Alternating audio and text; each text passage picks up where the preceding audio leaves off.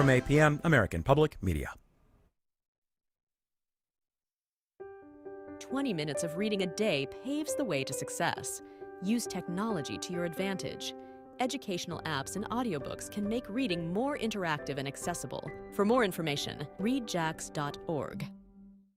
North Florida TPO, proud sponsor of WJCT's First Coast Connect, bringing to the community innovation in transportation planning, commuter services, clean fuels, and intelligent transportation systems. More at northfloridatpo.com. Baptist Health is a proud supporter of First Coast Connect. Baptist Health, committed to building a healthier community for all of us. More info at 202-4YOU or baptistjax.com. This is WJCT News 89.9 in Jacksonville. Ahead in the next 5 minutes, live local news for the First Coast from the WJCT News team.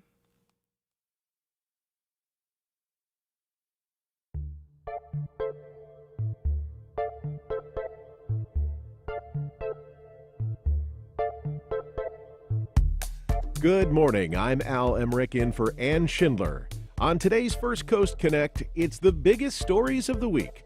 A proposal to build lodging and pickleball courts on Anastasia State Park gets pushback. DeSantis-backed candidates didn't fare as well as intended in the primary election, leaving some questioning the strength of his political influence.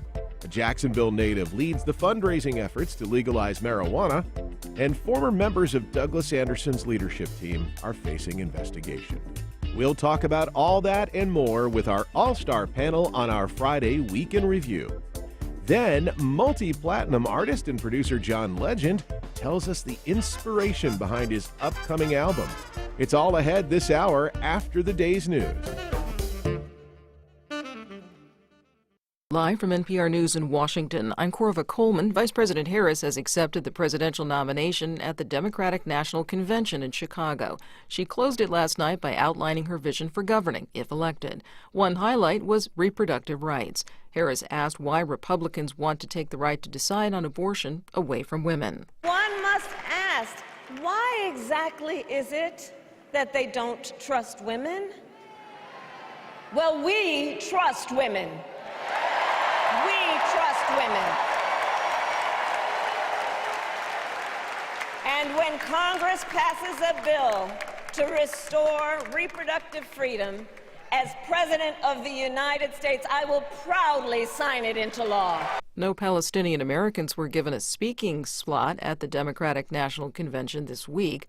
From member station WDET, Russ McNamara reports that's despite the efforts of Democratic delegates with the uncommitted national movement. Uncommitted co-founder Layla Labed says the group gave the Democratic Party and the Harris campaign a list of several possible speakers and allowed them to vet the speech, and the answer was still no. If you can't even find an elected within your own party that is good enough to speak on the stage because they are Palestinian, then there is seriously something wrong with the structure of the Democratic Party. Minnesota uncommitted delegate Jeremiah Ellison says that because a vast majority of Democrats support an end to Israel's military action in Gaza, party leadership is doing itself a disservice. They needed to do themselves a favor. They failed. In her speech, Kamala Harris called for a ceasefire, but also reiterated the need to ensure Israel has the ability to defend itself. For NPR News, I'm Russ McNamara in Chicago. Another former Memphis police officer is expected to plead guilty to federal civil rights and conspiracy charges. This is linked to the beating death of black motorist Tyree Nichols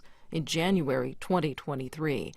NPR's Debbie Elliott reports that Emmett Martin is scheduled to appear before a federal judge this afternoon for a change of plea hearing. Martin will be the second of 5 former officers to reach a plea agreement. They're charged with depriving Nichols of his rights through excessive use of force, failure to intervene, and obstruction of justice. Disturbing video shows the officers, all also black, brutally punching, kicking, and using pepper spray on Nichols after a traffic stop. An autopsy classified his death a homicide. Desmond Mills Jr. pleaded guilty in November and agreed to cooperate with federal prosecutors who recommended a 15-year prison sentence. The remaining 3 former Memphis policemen are set for federal trial on September 9th and also face second-degree murder charges in state court. Debbie Elliott, NPR News. On Wall Street in pre-market trading, Dow futures are higher. This is NPR. It's now 4 minutes after 9. This is WJCT News 89.9 in Jacksonville. A Jacksonville jury recommends that convicted killer Pinckney Carter stay on death row for the 2002 murders of his ex-girlfriend Liz Reed, her boyfriend Glenn Pafford, and Reed's 16-year-old daughter. Carter turned 70 yesterday. His resentencing trial was the result of changes made by Florida lawmakers to the number of jurors needed to recommend the death penalty. The jury this time around voted 10-2 to renew the death sentence in Pafford's case and 9-3 in Reed's case. At least 8 jurors are needed to recommend the death penalty. Good chance of rain today and throughout the weekend. The risk of flooding is increasing over the next few days. Florida Public Radio Emergency Network meteorologist William Maxim says a stalled front is the reason we can expect heavy rainfall. This front has penetrated far into the peninsula and is just going to sit here through the weekend. And with the stalled front, we can expect an uptick in the showers and thunderstorms, and they're generally going to be slow-moving showers and thunderstorms. That's going to mean urban and low-lying areas are going to be susceptible to flash flooding. And the wet stuff will be less frequent after the weekend, and that the risk of localized flash flooding is going to decrease, according to Maxim. For today, temperature will be up to 84 degrees, mid-70s overnight. Support for NPR comes from Sony Pictures Classics with Between the Temples, a new comedy starring Jason Schwartzman as a cantor whose world is upended when his grade school music teacher, played by Carol Kane, becomes his new bat mitzvah student. Now playing. This is NPR.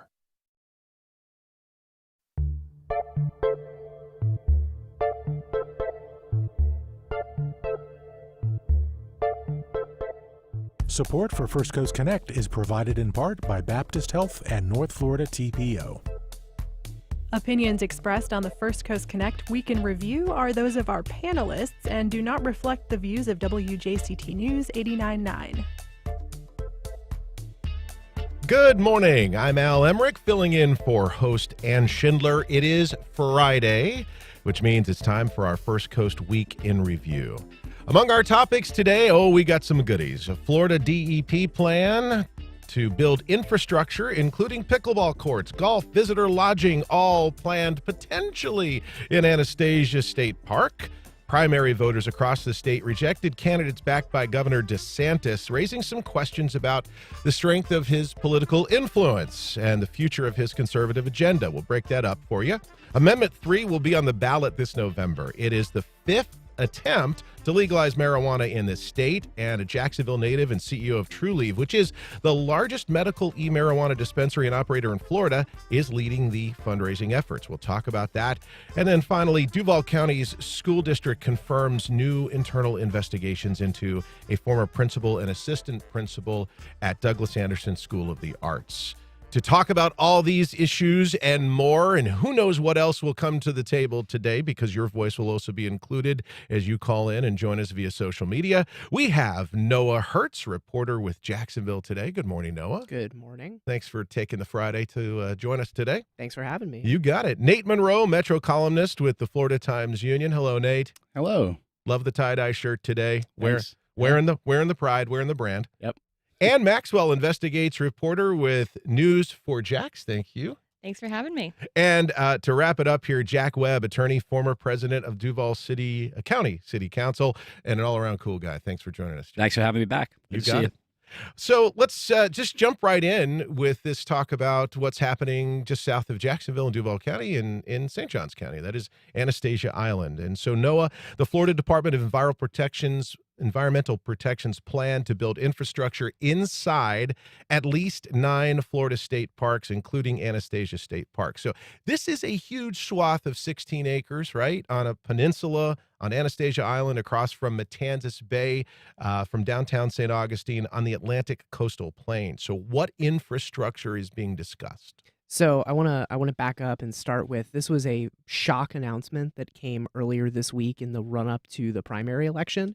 It was, it was made when everybody was paying attention to at least I personally was paying attention to the primary election results. And then I wake up Wednesday morning to all these emails from people like, what's going on at Anastasia State Park? So what the DEP is proposing is developments in, like you said, at least 9 state parks across the state, slightly different developments in each one. And specifically at Anastasia State Park near St. Augustine, the talk is about a 350-room lodge that would allow more opportunities for people to stay overnight at the park that aren't camping, pickleball courts, and a disc golf course. Wow. And this has obviously rankled a lot of people. This has really angered many, many, many people. The DEP kind of rushed to do some damage control the day after this officially came out, and they were posting to social media talking about how the plans for this lodge at Anastasia, they want to model it after the lodge at Wakulla Springs. If anybody's familiar, it's a really beautiful building out on such a huge spring. Small thing to note, though, is that the lodge at Wakulla has less than 30 rooms, and the one that they're talking about in Anastasia has 350. So let me step back for just a second. For some folks who may not, you hear state park, and we're lucky in Florida. We have so many different terrain dynamics to the different parks throughout our state. Give us an understanding of what makes up this state park. Describe it for us. Yeah, I mean, Anastasia is a beautiful, beautiful park that is very quiet, very calm. There's a beach in that state park that is pretty quiet. It's a lot quieter a lot of the time than some of the other more popular and more busy beaches here in Northeast Florida. There's walking and hiking opportunities. A big thing that they promote is birding, kayaking. I was having a conversation earlier this week with the folks at Matanzas Riverkeeper, which is a nonprofit that focuses on advocacy for clean water in the Matanzas Bay area. And one of the things they were talking about to me is that a big focus at Anastasia is the passive recreation options. So that means recreation that doesn't really require infrastructure. It's stuff that we as people can go in to enjoy the existing land without really disturbing it too much. And what the state is pitching is active recreation. And that's the stuff that would drive a lot more building. It would require all this infrastructure. But the state is saying that it would get more people into the parks enjoying them. Why specifically Anastasia State Park? I don't want to make the assumption here, because it's there and it's an ideal location. But is there something behind that decision? I really don't know for sure at the moment. Of the 9 state parks that were picked, I mean, they are across the state. They go pretty much the whole way. I haven't really seen a lot in the way of explanation as to why Anastasia was selected. I've also seen some confusion because there are so many hotels and short-term rental opportunities in and around St. Augustine. I've seen some people question whether a 350-room lodge is even really needed, but that's kind of where people are at right now. So we've got some folks with some comments and some calls, and we'll get to that in just a moment. But give us an understanding of you said you talked to the folks at the Matanzas Riverkeeper. What are you hearing from some of the earlier environmental concerns that are coming from this conversation? I mean, a big environmental concerns are one thing, and I think a big thing that I've heard from people is just the concern of bringing that many more people in. I mean, I know when you hear 350 room, it's easy to think, okay, 350, but a lot of people don't go to these places by themselves. I mean, 350 rooms could mean as many as 1,000 extra people in this state park at any given time, which all those extra cars, all the extra just traffic being brought in there could potentially risk, and this is what I'm hearing from the environmental communities, a lot of potential damage to an environmentally sensitive area.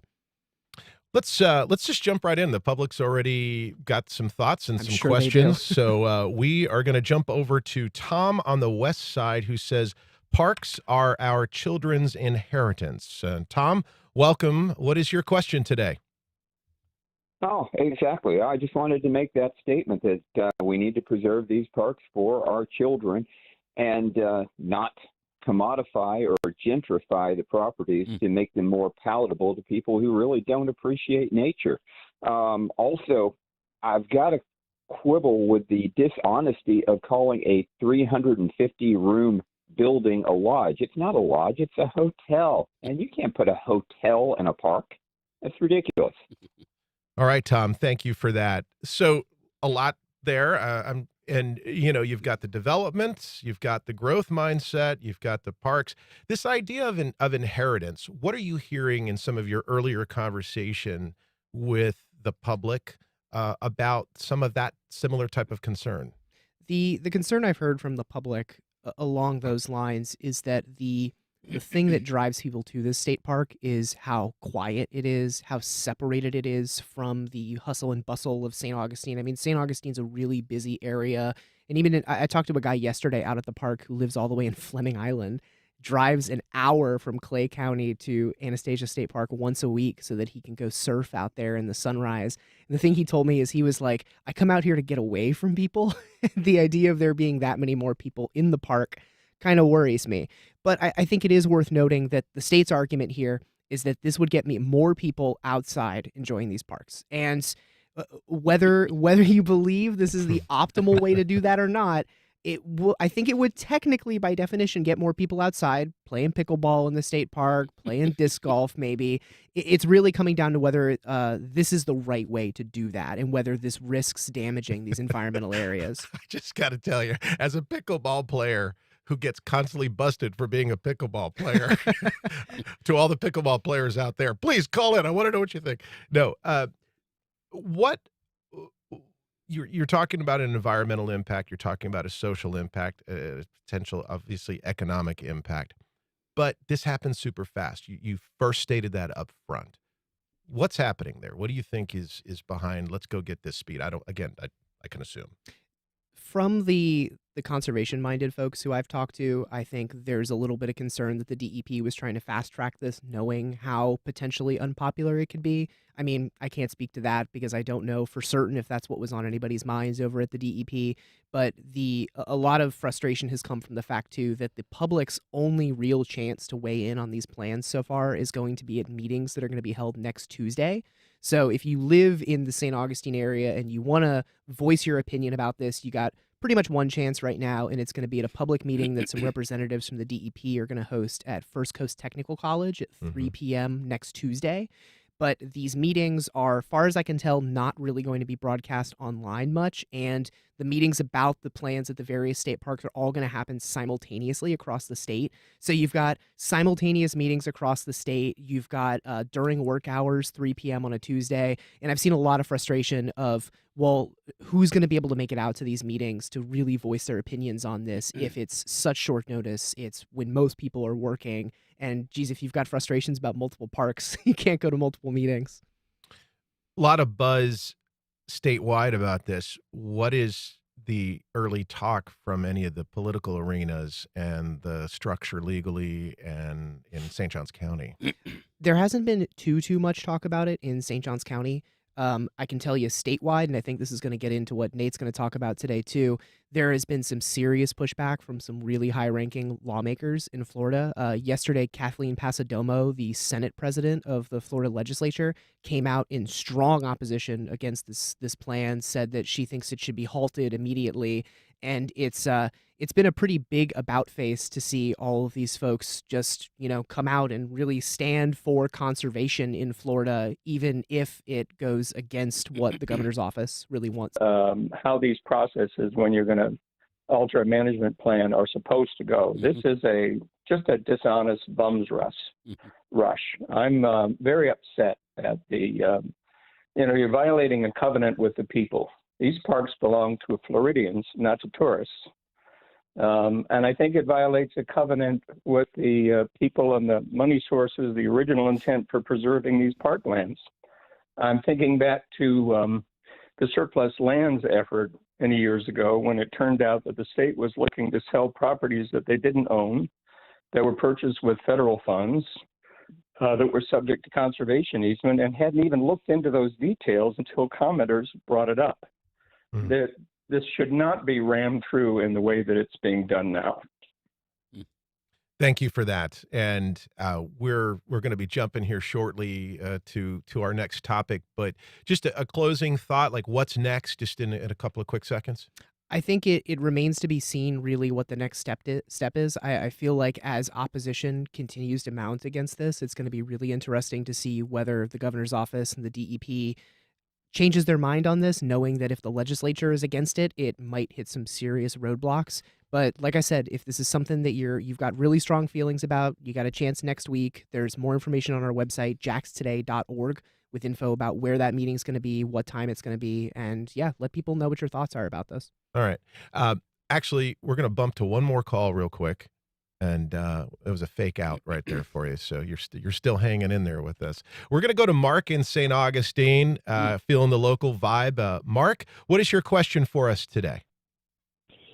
Yeah, I just wanted to highlight his point that there is a big public meeting on August 27th, I think, all around this area. But I'm kind of curious. I can't imagine the DEP is sitting there all by themselves thinking, this is a great idea. I'm kind of curious if there's, Holiday Inn or Doubletree or Shad Khan or somebody like this has come to them and said, hey, this would be a great idea, and we'll give you some kickback, and, to hell with what the local residents think. Like I said, I just can't imagine they're sitting around in some meeting saying this would be a good idea. I'm sure somebody is behind this. Follow the money. Thoughts? Very good question that I have heard a lot of people question the exact same motive. Too early to tell for sure, but will be interesting to see as this keeps going. All right, so we'll be listening. Thank you for that, and great dialogue. Speaking about dialogue, every time you cover a story, it seems there's always dialogue ahead and behind. So we're going to move on to another headline of dialogue. Tuesday's primary election, the poor performance of Governor Ron DeSantis' endorsed candidates, not just here in Northeast Florida, but it's really kind of statewide. So, Nate, you had this column you published this week in the Times-Union. Florida election results show Ron DeSantis is out of juice. So where's the juice? Yeah, I mean, it's gone. I think that Tuesday's results really confirm something that I think was already coming into focus anyway, which is that coming out of his obviously not successful presidential run, DeSantis is just in a fully formed lame duck phase of his administration. His political capital is spent. The favors have been called. There's not a lot left in the tank, and his brand in Florida, I think, has really diminished. His endorsed candidates a couple of years ago, I mean, he didn't get. He was batting almost 1,000 coming off his reelection as governor. Yeah. The results Tuesday, loses 11 school board races. He wins 6. There are 6 going to runoffs. Those will be November runoffs. There's a chance he wins maybe 1 or 2 of those. That's not great. And the losses actually even go beyond the school board. There were races. Jack and I were talking about this before the show. There was a judicial race in Baker County where a judge that DeSantis appointed lost to an assistant public defender. This is Baker County. This is like Trump got more than 80% of the vote in Baker County. So, Jack, I mean, thoughts on that? Yeah, I think it's fascinating. I think what we're seeing is groundswell. It's not just Florida, because you're right, Nate. You're dead on with regards to DeSantis being out of gas. I mean, the brand's stale. It is what it is. 2 years ago, the legislature would have swallowed its own tongue if he snapped his fingers. That's not the deal. But I think politically, things, that pendulum seems to be swinging. And this ultra-rightism is not playing well. It seems to be moderating somewhat, which is why you'd get an assistant public defender defeating someone in a conservative stronghold like that. Yeah. So, and it's interesting because these losses happen. It wasn't like the electorate was like deep blue on Tuesday. I mean, this was a Republican. This was still a Republican electorate in Florida, almost county by county. There is something happening in the electorate on a deeper level, and I'm not sure we understand what that is. And that's also not me saying Florida's going to go blue or something in November. It's just that there is something in the electorate right now beneath the surface that has not been captured by polling, and we saw that play out. I've heard the term, and this is across the landscape, fatigue, and just like biologically, for each of us, fatigue is different. We get tired for different reasons. But when I say fatigue, as it relates to reading your story, what does that mean for you? And do you think that's a relevant term? I mean, I think, look,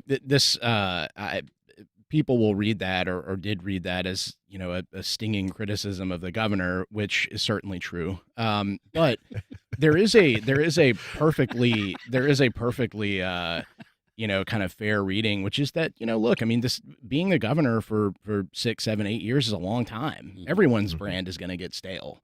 And so to the extent that, we hear fatigue, like, well, I mean, I've seen lots of DeSantis's news conferences, and they just don't have the same, they don't have the same pop they did during the pandemic when, his star was, shining about as bright as it could. And this happens to political figures. I've heard, I think a challenge for Donald Trump is the same thing, that, this feels a little played out. And the elastic gets less elastic every time. And so, I mean, on the topic of fatigue, voters may not describe it that way, but I do think that that's part of what we're seeing. So, fatigue or not, what's the next step for DeSantis after the setback, and how do you think he's going to try and attempt to regain some of that footing? That's a good question. I mean, stuff like this Parks plan is not going to help him. It's just particularly odd to see that plan. Rick Scott proposed something very similar that suffered what I think is going to be a similar fate to this one. It did not go anywhere, but developing the parks is just not popular. His team should have known that. They should have intuited that. I think, as Jack referenced, maybe if this had come out a couple of years ago, the legislature might have bitten their tongues and not said anything. But again, Tuesday showed there is no cost in coming out and opposing something unpopular that this governor wants to do. Hearing cabinet officials shooting this down is like stunning. I mean, that's, Jimmy Petronas, the chief financial officer for the state, is as much a kind of toady as you can be. And so it's insane to have him put out a statement criticizing something the governor's doing. That's just, we are in a different world. Yeah, it's not the political suicide that it was 2-3 years ago. Yeah. That says a lot. I mean, that's a really good point, because these guys are going to be running for governor, right? That's where they're lining up to do. So they're not really worried about getting DeSantis' endorsement at this point. What does that tell you as well? Yep. Interesting. Yeah. We're talking about the week's biggest headlines. You can join the conversation. Please use that phone. Dial whatever you do. If you still have a rotary, awesome. That's cool. 904-549-2937. You can also send us an email, firstcoastconnect@wjct.org. And you can also watch our program live stream now on Facebook and the WJCT YouTube page. Before we wrap this topic, Nate, what's the most important thing for you, for your readers and our listeners to take away, you think? If you had to sum it up into one thought, what's the most important thing to take away for the climate right now based on what just happened in the election? Oh, well, I mean, probably not a super insightful thing, but just to vote and be engaged and try to, learn about when these elections are happening and learn about who's running for office. Tuesday was a very low turnout election, and there were primaries, but there were school board races that are done now, and there were races for judge and supervisor of elections. I mean, those seats don't seem important until they are all of a sudden. So that's a message for all times, but that certainly is one now. You need to say it. That's a message for all times in a much bigger voice. That's so dramatic. I'm giving you my best. Good morning. We are joined this morning, if you're just joining us, by four wonderful local individuals who bring us the stories, the news that keeps our world in front of us. Noah Hertz from Jacksonville Today, Nate Monroe, you just heard him speaking, Metro columnist from the Florida Times-Union. We've got Ann Maxwell, who we're going to be getting to here shortly, but Ann, jump right in. So get to that coffee and that tea and join us. Investigative reporter with News for Jax. And now Jack Webb, attorney and former president of Duval County City Council. I'd like to turn the mic to you for a moment. Uh-oh. Yeah, I know, right? Going to the token non-reporter. That's all right. Let's go. You got for those of you that can see, if you don't, he's got the suit jacket with the I live in Florida jacket. I'm shirt rather.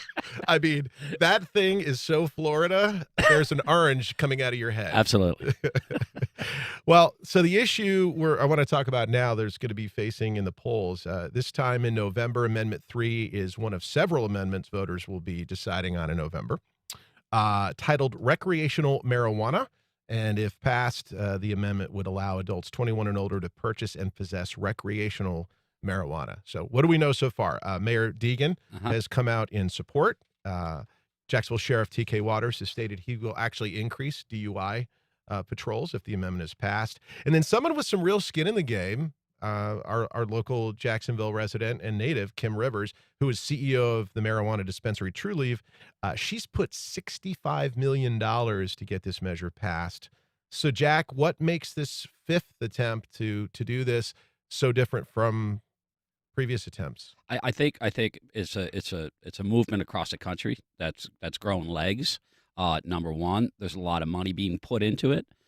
True Leave, I understand that DeSantis came out against True Leave and was taking some shots at them, and saying they're basically carpetbaggers or Canadian company. They're not, because there are federal restrictions on the legality or use of moving of money with regards to legalized marijuana. So they created a holding company in Canada, but it is a Florida corporation. $65 million is a lot of money. And to Nate's point, DeSantis has come out against it. So is that going to carry any real clout? I think that given what's happening, that is people, the fatigue that you mentioned is a real deal. If this is going to, I think it probably of all the opportunities, the efforts that have occurred over the last 10 years or whatever, this has probably got the best chance of success. Now, that said, you still have a gerrymandered legislature, which is controlled by Republicans, and regardless of whatever the initiative, whether it's restoration of civil rights for felons or whatever, it's going to require some legislative action as well, even if it gets the requisite 60%. So we'll see what happens if it does fly. There's going to be a lot of gamesmanship in Tallahassee if this thing goes, to see whether or not that the legislature will follow through with the will of the people and enact legislation to make it real. And I open this up to everybody, by all means, of course. So we talked earlier, DeSantis has definitely said we're going to carve out Florida to be its own unique island in many ways, and we will do this. And that really means, hey, we will stand alone in certain issues. Back to the fatigue conversation, do you think there might be a sense of, well, wait a minute, the rest of the country is doing this. Yes, we want to be alone, but we don't want to be so far out that we're literally on our own island. And is this maybe a social battle cry that could become a voter statement as, listen, we want to still be part of everything? I think so. I get what you're saying, and I think so. I think, as I say, why do you think that it's going to pass this time? Well, it's passed in 23 states, okay? So it does seem to be, we don't live in a bubble. We're not the bubble state, okay? We do have, we interact with other people from around the country, and political waves, movements, and whatever, just collective thought does not know state boundaries. So, yeah, I think that there probably would be some pushback in that regard. Jack, can I ask? I mean, I report in St. Johns County. St. Johns County is a very red part of Florida. And I'm curious, I know we've said Deegan is for it. Deegan's a Democrat. DeSantis is very against this measure. He's a Republican. Does support and opposition for Amendment 3 fall along partisan boundaries?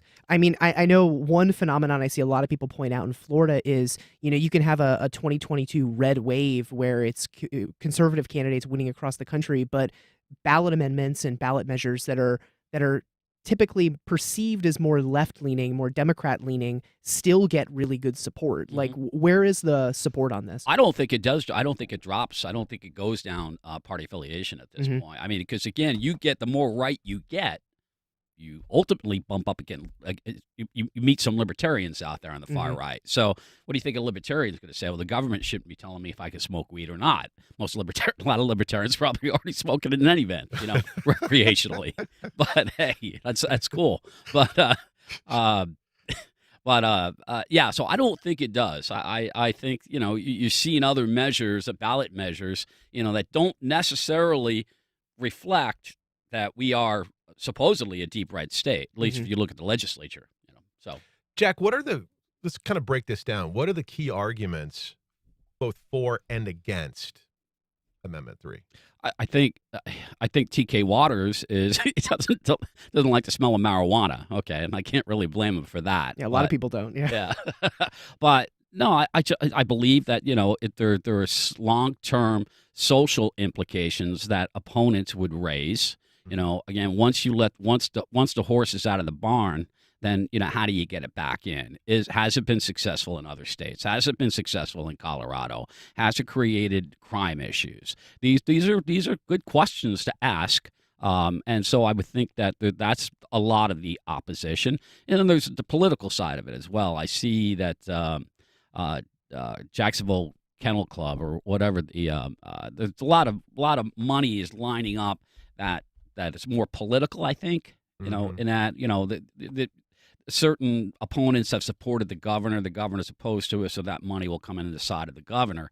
Now, on the other side, it comes back to, personal choice. If you're pro, all right, you should have, if you're a 21-year-old adult and you want to go buy whatever the statutory, the proposed max is, you should have that right to do that. So I think that's the way it really kind of shakes out politically. How significant is the financial backing of the Smart and Safe campaign? The Smart and Safe campaign, I think, is very significant. Yeah, I think it's very significant. I think there's, again, there. It's 40 million? 40 million. No, I think it was more than that, wasn't it? Don't know off the top of my head, but no, I think that's very significant. Again, there seems to be a lot of that kind of, I don't call it smart money, but that's where there seems to be a lot of momentum building in that regard. Let's rewind a little bit. How does the controversy surrounding Kim Rivers' husband, J.T. Burnett, impact the Smart and Safe campaign and Truliev's public image? I don't think it does at all. No? I don't think it does at all. I really don't. I think people are going to be oblivious to that, to be perfectly honest with you. Any ground to, let me rephrase that, because it was already proven that the ground didn't stand. But this idea that this is Trulieve and the money that's forcing this Canadian thing that came out, about a week and a half ago, has that taken any root, or was that just fodder? Not that you guys could jump in. Go ahead, Ann. That's the first time I've heard that. Yeah. Yeah. So I think that's the answer to your question. No, I don't think it's a big deal at all. As this kind of ripples through the conversations, I'd love to know, just around the table really quick here, does this thing pass or not? What do you think? I'm saying yes. I think if it passes, it'll be very narrow. I think it'll be a 60-40 split right down the middle, the way a lot of ballot measures end up in Florida. Well, think about it, too, because the turnout's going to be really interesting in the state of Florida in November. You get a different Democrat, you got a different presidential ticket, so the turnout's going to be pretty interesting. So I think that'll drive a lot of it. I think of the two high-profile amendments, this and abortion rights, I feel more confident about abortion rights passing than I do marijuana. 60% is just it's a high threshold. What do 60% of Americans agree on at all anymore? That's a big number. I feel confident. It's the sky. It's the sky, and that's the ground. Yeah. Well, on a good day. Yeah. So I feel confident that it's going to get high 50s, and if it doesn't pass, it will be quite close. But at 60 is tough. Yeah, I mean, I don't know. I don't have a crystal ball. I agree with Nate. I think you don't? The abortion amendment's more likely to pass, but I think it depends on a lot of factors. What the turnout looks like. We had talked about earlier how Florida's political sands seem to maybe shifting a little bit. So I think it'll be interesting to see. All right. Well, what do you think? What are your thoughts? You can join our conversation by calling 904 or 904, I should say, 549-2937. You can also email us First Coast Connect at wjct.org. And if you're not already doing so, you can see the beautiful faces at this table. Watch the program live stream now on Facebook and the WJCT YouTube page. All right, so let's turn our attention to you, Ann. This is just a heartbreaker for me, having had a child that went to DA, even though it was much longer ago. Another controversy for the school. And you broke the story this week. Excellent job with that. We saw it. Duval County Public Schools confirmed to you that they have launched an internal investigation into former DA principal Tina Wilson and former DA assistant principal Lourdes Gee. What are the specific allegations against Wilson and Lourdes, and how did this come to light? So it's kind of a winding story how this came to light. So I had heard from sources a few months ago about 2 teachers who were removed from the classroom in the 2022-2023 school year. So I requested their personnel files. Allegations against them are very disturbing. One teacher talking to students about his sex life, very inappropriate things I'm not going to get into on morning radio. And then another teacher who was really touchy with students, rubbing girls' backs and in their personal bubble, talking really close in their face and just making them really uncomfortable. And so neither of those teachers were asked back after they were placed, out of the classroom during investigations. So after the end of last school year, they weren't asked back. And so looking into those investigations, I saw that a student had come to the principal about one of these teachers making this inappropriate sexual comment to students, and the principal didn't do anything with it until there were other complaints later on. And I believe they went to the principal and the assistant principal. And then the other teacher who was, people were complaining he was touching girls in his class. She signed 2 complaints from students about them being uncomfortable and how he was acting. They moved one of the students out of the class, and but he stayed there in the classroom. And so the assistant principal signed these 2 complaints, and nothing happened apparently until after Jeffrey Clayton was arrested, and they really started looking into it more seriously, and somebody followed up again. And so my understanding, and then the crazier part is that I saw an email about one of these investigations from an investigator at the district level saying the supervisor of the Office of Professional Standards, which investigates, was supposed to be looking into the principal. And so I requested his file as well. And he's the one who ended up retiring as he was facing potential termination for failing to report teacher misconduct reports to the state in a timely manner. So he was supposed to be looking into it, but he told me that he was, and he'd been doing interviews and was trying to schedule an interview with that principal when he left his job. So I was like, so what happened with that investigation? And the district told me it's open. Makes you feel like a tin hat conspiracy theorist a little bit, doesn't it? Yes, So there's a lot. Interesting. Take us, and we're going to, Jerry, hang in there. We're going to get to you in just a moment.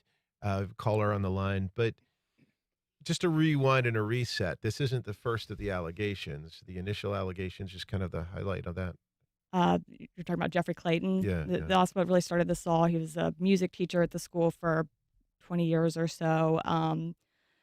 Complaints about him happened for years, and he was arrested last spring for grooming and touching a student, and he was sentenced to 10 years in jail, and it just opened the floodgates of all these allegations of the administration of the school kind of looking the other way for a long time. All right. Before we get to my next question, we're going to step over to Jerry from St. Augustine, who has kind of a broader thought about kind of the news that we're discussing today. Jerry, thanks for joining us. Oh, thank you for having me. Great topics today, and my comment really ties all of them together, including DeSantis' popularity or not. People are really tired of politicians, administrators, directors, quote unquote, the high ups, not listening to the will of the people. And I think you can see that in the general national election that's happening now, and the swell of support for politicians who say they're going to listen. People in St. Johns County do not want development in Anastasia Island. People do support those 2 amendments that are on our ticket. The popularity of Ron DeSantis is waning, probably because he's overruling the will of the people, and many of us are sick of it. And even the topic about Douglas Anderson, as tragic as it is, it's another example of not listening to people who have something to say. Jerry, gosh, thank you for closing with that comment. You literally ripped the words right out of my mouth and brain. What are what are you hearing if from parents or from other teachers? Because she's so right. Thank you, Jerry. This is such an example of, well, we can't vote Yeah. there, but it's happening and we have no voice. Yeah. Well, I think the silver lining of what Jerry's saying is, to me, that shows people are engaged, which is so important, whatever you believe in. And, I talked to a parent at Douglas Anderson who made the complaint that ended up, launching an investigation to one of those teachers I had mentioned. And they were like, I love Douglas Anderson and I went there and it's a great school and the majority of teachers there are great, caring professionals. And it is tragic. And I think that because so many people have been coming out with these allegations and being public about it, it shows that that is a community of alumni and parents and students who are engaged and who care about it and, want the best for the kids and for their education. So, the news out of Douglas Anderson is terrible. I'm tired of reporting about it. It's disturbing. But I think it goes back to showing that people care and they want the best for the kids. I'm listening to each of you, and just to step aside for a second, it must be very frustrating you report the news, you report good and bad and indifferent, but in this case, we're talking about some frustrations, but then you have to re-enter that room over and over and over again in another way. And I am kind of being a negative Nancy right now. No. Will say Duval County Public Schools have made a lot of changes to how misconduct is reporting. So change is happening, which I think we lose sight of sometimes. So can you, and definitely I hear you wouldn't do what you do if you weren't bringing positivity to, all right, listen, this is going to do, you're bringing the story to light, good stuff is going to happen. Real quick, takeaway as to what's next that the public can look for at DA as a result of what their next steps are going to be. Well, that outside law firm investigation is still underway, and we don't have the results of that yet. And we also got an Office of Inspector General report just the other day that the state did about the district not reporting these teacher misconduct complaints to the state in a timely manner, which they're supposed to do so the state can investigate further, see if somebody needs their teaching license revoked, see if somebody needs extra training. The district wasn't doing that for a long time, and there was a lot of disorganization in that office. I know they're trying to make it better, but that former investigator who retired there when he was facing termination talked to me yesterday for 45 minutes, and I kept asking him because he suggested in the report to the investigator somebody might have been pressuring him to downplay misconduct, and he wouldn't comment on that. He said, "Wow, it would open up a whole nother can of worms." Okay. Well, there's a lot more there, and thank you so very much. It is now time for our lightning round. Ooh, sound effects. I love that. Okay, so this story for me comes from the other side of the country, but unfortunately, I think it's something that's definitely relevant to us everywhere, especially here on the First Coast. If you've ever had a package stolen, you know the anger and frustration and the inconvenience. Well, a Southern California woman was fed up with her packages getting stolen out of her post office box, if you can gab that. So she has proven to be the official super sleuth. She mailed herself a package containing an Apple AirTag that allows you to keep tabs on the location of anything. This Monday, her package was again stolen, and the AirTag led the police to the culprits, who were found and arrested. No word yet if she's been courted for duty or asked to be an advisor on Law and Order, but I thought that inside job. Exactly. and Apple once again goes, see, we're really awesome. All right. Hike the price of the AirTags $10. Yeah. Noah. I think calling this a news story is a little loose, but there were some really fun pictures out earlier this week. Last weekend, there was a group of folks. There are groups across the state of Star Wars fans who call themselves, they're part of groups called the 501st Legions. Okay. If you've ever seen, you go to a convention or anything, there will be folks walking around in like movie accurate stormtrooper costumes. Sorry. A group of these guys all went to the St. Augustine Fort, and there's these really cute pictures of Darth Vader standing in this historic fort. Very fun. We have pictures in our newsletter. I thought it was hilarious. Super. Anne? Oh, gosh. You kind of caught me off guard here. Lightning round. We can I'm come trying back to sleep to it. for like 12 hours a night this weekend. That's what I got going on. All right. We'll come back to you. Nate Monroe, fire away. Yeah, just in line with the kind of thematically this morning, I'd also written a little bit about the controversies in higher education in Florida, the reports about profligate spending out of the UF president's office. So that continues to be a thing in the news. Okay, and you got like 10 seconds. Go Jaguars. Perfect. I love it. I love it. Up next, our own Sid Hoskinson sat down with John Legend to talk about what fans can expect from his upcoming Jacksonville concert. It's gonna be awesome.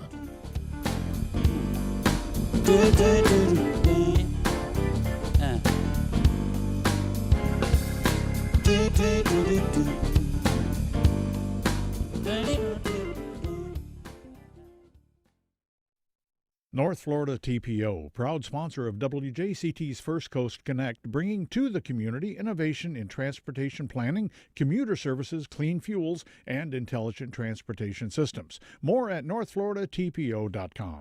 The law offices of Phillips, Hunt, and Walker proudly support WJCT. Personal injury, criminal defense, and family law. Phillips, Hunt, and Walker, committed to justice. 904-444-4444 or floridajustice.com. On the next Fresh Air, we remember Phil Donahue, the daytime talk show host who pioneered thoughtful discussions of controversial issues and paved the way for others like Oprah. And we remember actress Jenna Rollins, best known for her often improvised independent film collaborations with her husband, John Cassavetes. Join us. Today at 1 on WJCT News 89.9.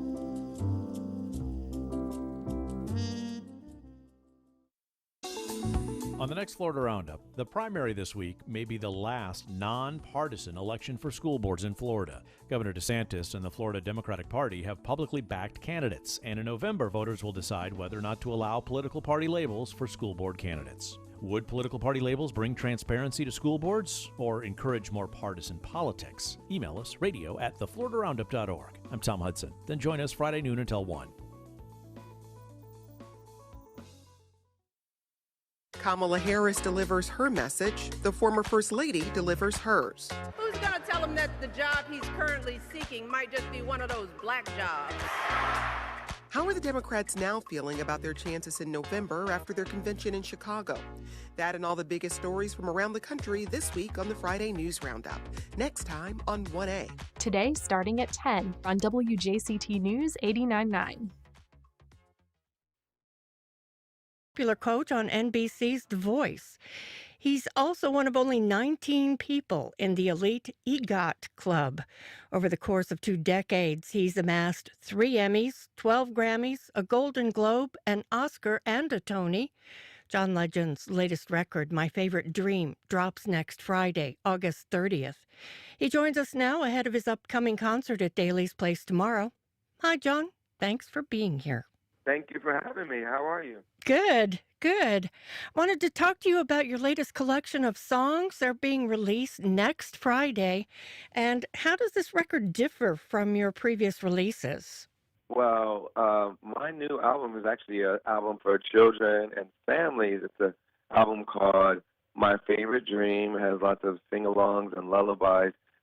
Anybody who knows me or follows me or my wife knows we have 4 young kids now, and music is such a big part of our lives. And I wanted to make an album inspired by being a father and all the messages that Chrissy and I like to share with our kids.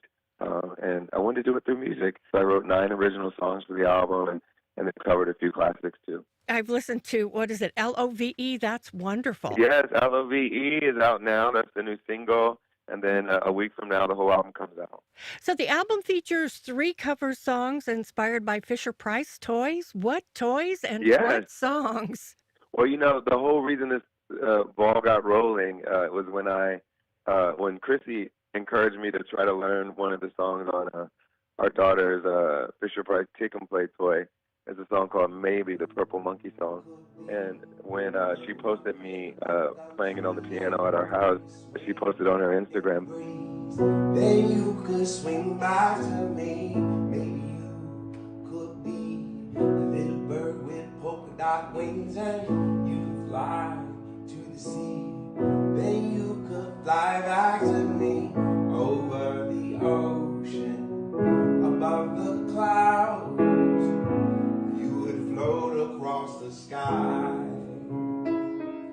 everybody that followed her was like, oh my God, John needs to make an album of this kind of music.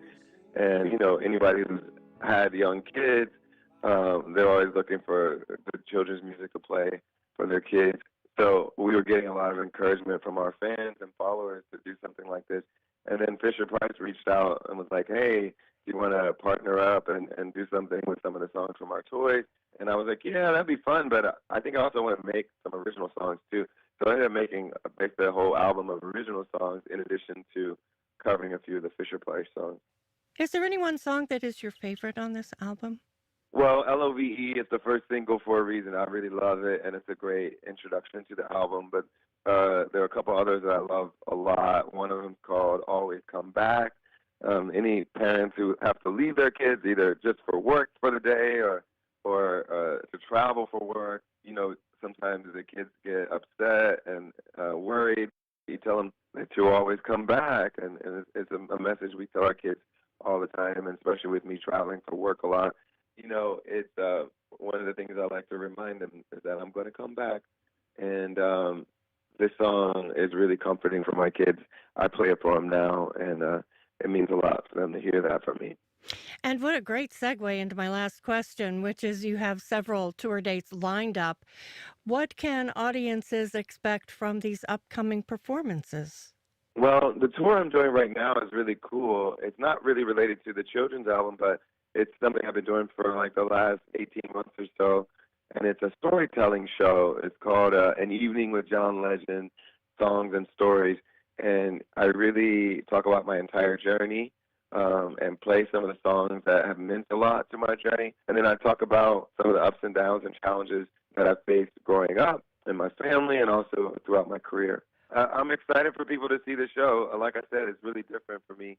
I've never done a tour like this before, but I love telling my story, and I think people leave the show feeling inspired and more connected to each other and to me, and I think we're going to have a beautiful night in Jacksonville. John Legend performs at Daly's Place tomorrow, August 24th. Tickets are still on sale, and you can find them and further information at dailysplace.com. John Legend, thank you for taking the time to speak with us. How bright you are, because love, love, love makes you feel better.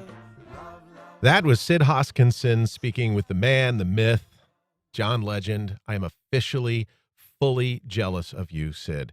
Well, that's our program. We encourage you to send your feedback and suggestions to First Coast Connect at WJCT.org. If you missed anything, catch our rebroadcast at 8 o'clock. You can also find our entire archive of WJCT.org or on your favorite podcast platform. Roll call. The executive producer of First Coast Connect is David Luckett. Our show is produced by Stacy Bennett and directed by Brady Corum. Jamie Valet is our associate producer. The theme music is performed by Club de Belugas.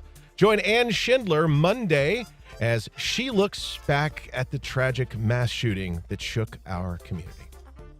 I'm Al Emmerich, filling in for Ann Schindler, and you've been listening to First Coast Connect on WJCT News 89.9.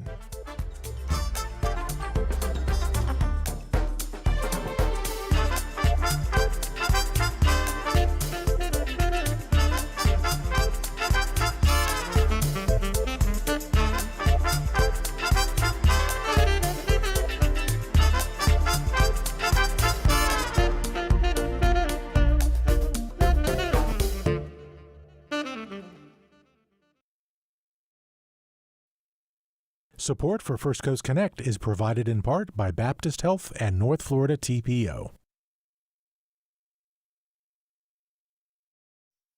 Wayne Hogan of the Terrell Hogan Personal Injury and Wrongful Death Law Firm. Serious injury cases are complex, and civil trial attorneys present the evidence juries need to see and hear. More at waynehogan.law. Baptist Health is a proud supporter of First Coast Connect. Baptist Health, committed to building a healthier community for all of us. More info at 202-4YOU or baptistjacks.com. How does menopause impact sexual health? I'm Dr. Joe Servin. Join me tomorrow at 4 for What's Health Got to Do with It, only in WJCT News 89.9 Jacksonville.